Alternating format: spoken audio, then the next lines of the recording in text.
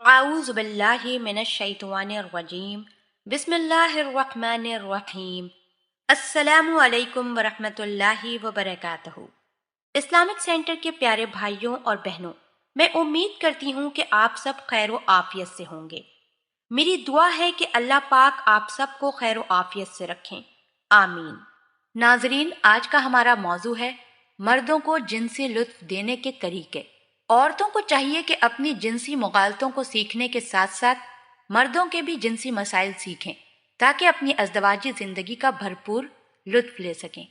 مردوں کی طرح عورتیں بھی بہت سے جنسی مغالطوں کا شکار ہوتی ہیں، جس کی وجہ سے وہ اپنی شادی شدہ زندگی بھرپور طریقے سے نہیں گزار پاتی۔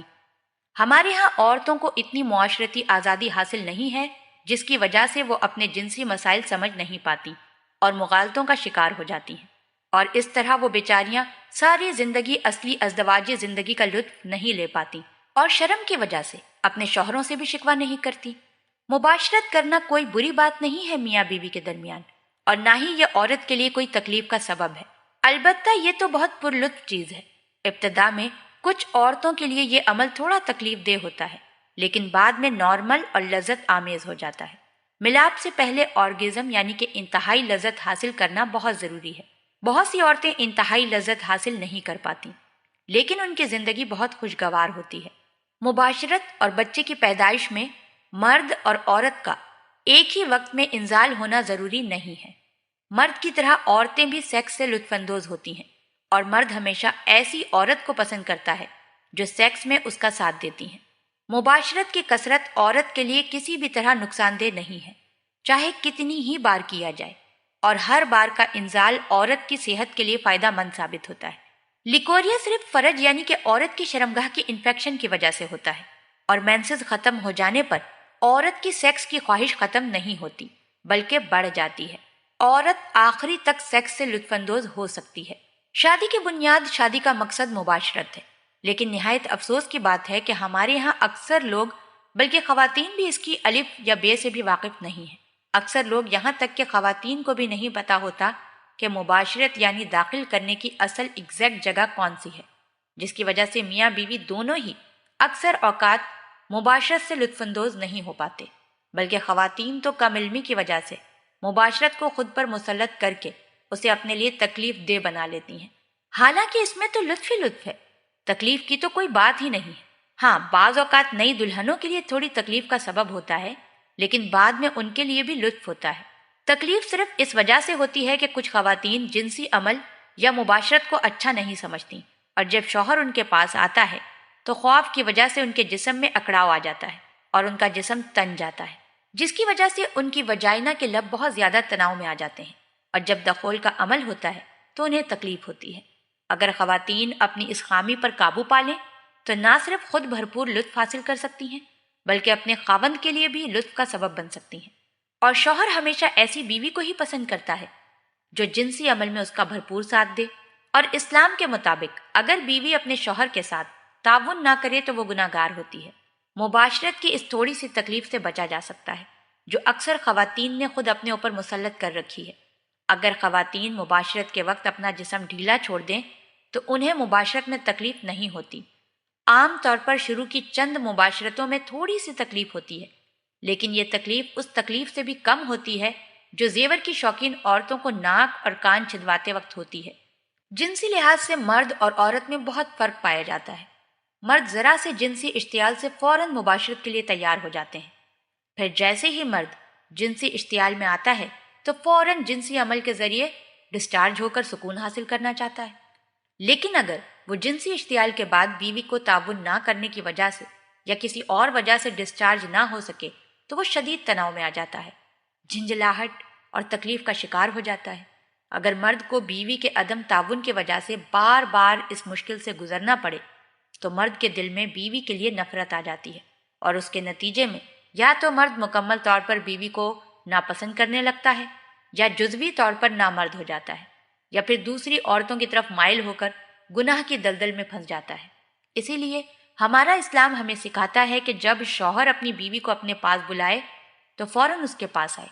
اگر وہ بغیر کسی شرعی مجبوری کے نہیں جائے گی تو فرشتے ساری رات اس پر لعنت بھیجتے ہیں۔ دونوں کی جنسی تیاری میں بہت فرق ہے۔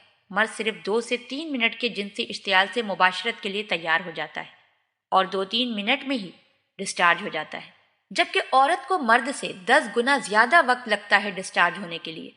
عورت کو جنسی سکون کے حصول کے لیے کم سے کم 30 منٹ کے جنسی کھیل کی ضرورت ہوتی ہے، اور اصل مباشرت کا طریقہ بھی یہی ہے۔ مرد اور عورت کے جنسی حصول کے طریقے بھی مختلف ہوتے ہیں۔ مرد جلد از جلد اپنی جنسی ہیجان کو خارج کرنا چاہتا ہے، جبکہ عورت آہستہ آہستہ جنسی لذت میں اضافے کو پسند کرتی ہے۔ دونوں کی جنسی خواہش میں فرق ہوتا ہے۔ مرد کی عموماً 18 سے 32 سال تک جنسی خواہش عروج پر ہوتی ہے، جبکہ عورت کی جنسی خواہش 20 سے 40 سال تک بہت زیادہ ہوتی ہے۔ کسی وقت مرد کی اور کسی وقت عورت کی جنسی خواہش زیادہ ہوتی ہے، اس کا صحیح اندازہ لگانا کچھ مشکل ہوتا ہے۔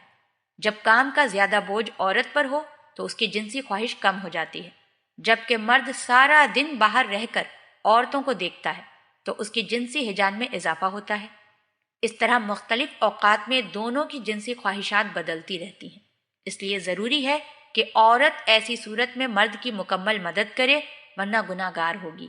عورت کو شادی کے شروع میں مباشرت کی زیادہ خواہش نہیں ہوتی، جبکہ مرد کو بہت خواہش ہوتی ہے، اور شادی کے درمیانی دور میں عورت کو زیادہ خواہش ہوتی ہے اور مرد کو کم۔ مرد عام طور پر سیکس کو ترجیح دیتے ہیں، جبکہ عورت کو رومانس پسند ہوتا ہے، کیونکہ اسے آرگزم حاصل کرنے کے لیے مباشرت سے 10 سے 15 منٹ کا فورپلے درکار ہوتا ہے، اور مرد کو صرف 2-3 منٹ میں ہی سکون حاصل ہو جاتا ہے۔ اس لیے مردوں کو چاہیے کہ بیویوں کی اس خواہش کا ضرور خیال رکھیں۔ اگر وہ ایسا نہیں کریں گے تو بیوی کو سکون حاصل نہیں ہوگا اور اس کی طبیعت میں چڑچڑا پن آ جائے گا۔ تاہم اس بات پر تمام ماہرین متفق ہیں کہ مرد ڈسچارج چاہتا ہے، اور بیویاں اپنے شوہر کا اس لحاظ سے خیال رکھتی ہیں، یعنی کہ انہیں سیکس میں بھرپور ساتھ دیتی ہیں۔ تو ایسی عورتوں سے شوہر بہت محبت کرتا ہے، لہٰذا عورت کو اپنے شوہر کی بھرپور محبت حاصل کرنے کے لیے اسے بھرپور سیکس مہیا کرنا ہوگا۔ گھریلو جھگڑوں کی ایک بری وجہ عورت کا مرد کو بھرپور سیکس مہیا نہ کرنا ہے۔